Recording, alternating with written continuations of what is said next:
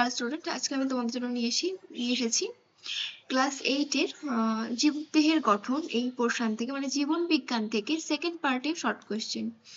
দেখো, ফুল ও ফলের বর্ণ নিয়ন্ত্রণ করে কোন প্লাস্টিড? অ্যান্সার ক্রোমোপ্লাস্টিড।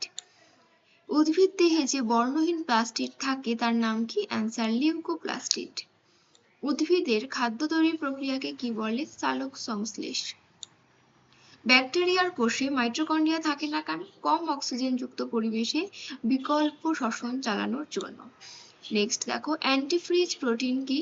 শুষ্ক ও শীতল পরিবেশে বসবাসকারী প্রাণীদের কোষে, এটা কোর্সে হয়ে গেছে, সরি, এখানে হবে কোষে। আমি একটু ঠিক করে দিচ্ছি, একটু ওয়েট করো, এখানে কোষে হবে, হ্যাঁ, এটুকু একটু ভুল হয়ে গেছে। বসবাসকারী প্রাণীদের কোষে এক প্রকার পদার্থ সংশ্লেষিত হয় যা কোষীয় তরলে বরফের কেলাস তৈরিতে বাধা দেয়, একে অ্যান্টিফ্রিজ বলে। নেক্সট, ডিএনএ এর পুরো নাম কি? ডিএনএ এর পুরো নাম ডিঅক্সিরাইবো নিউক্লিক অ্যাসিড। নেক্সট, গ্রানা কোথায় থাকে? ক্লোরোপ্লাস্টিডের মধ্যে গ্রানা থাকে। ক্লোরোফিল কি রঙের হয়? সবুজ রঙের। নেক্সট, রাইবোজোমের প্রধান কাজ কি? প্রোটিন সংশ্লেষ করা। মানুষের ক্রোমোজোমের সংখ্যা কয়টি? 46টি।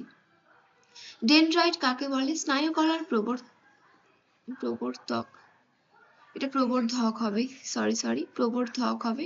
স্নায়ুকলার প্রবর্ধক। ডেনড্রনের শাখা প্রশাখাগুলিকে ডেনড্রাইট বলে। কাজ অনুযায়ী আকৃতি পাল্টে যায় মানবদেহে থাকা এমন একটি কোষের নাম লেখো। শ্বেত রক্তকণিকা। কোষের আকার কি দিয়ে মাপা হয়? মাইক্রোমিটার বা মাইক্রন দিয়ে। মানুষের প্রধান শ্বাসাঙ্গ কোনটি? ফুসফুস। উদ্ভিদের জল ও খাদ্য পরিবহন করে কোন কলা? অ্যান্সার স্থায়ী কলা। উদ্ভিদের জল পরিবহন করলে জাইলেম কলা, আর খাদ্য পরিবহন করে ফ্লোয়েম কলা। এটা তোমার মাথায় রাখবে, স্থায়ী কলার মধ্যে জাইলেম ফ্লোয়েম কলাও পড়ে। তো একটা ডিভিশন আছে, জল পরিবহন করে জাইলেম কলা আর খাদ্য পরিবহন করে ফ্লোয়েম কলা। উদ্দীপনা গ্রহণ এবং সাড়া দেওয়ার ক্ষেত্রে প্রাণীদের কোন কলা কাজ করে? স্নায়ু কলা। কোষের ভেতর অর্ধতরল জেলির মতো পদার্থকে কি বলে? সাইটোপ্লাজম। মাইটোকন্ড্রিয়া ধাত্রের মধ্যে কি কি থাকে? রাইবোজোম ও নিউক্লিক অ্যাসিড। আজ এই পর্যন্ত। ভিডিওটি ভালো লাগলে অবশ্যই লাইক, শেয়ার এবং সাবস্ক্রাইব করো। দেখা হচ্ছে নেক্সট ভিডিওতে। আজ এই পর্যন্তই।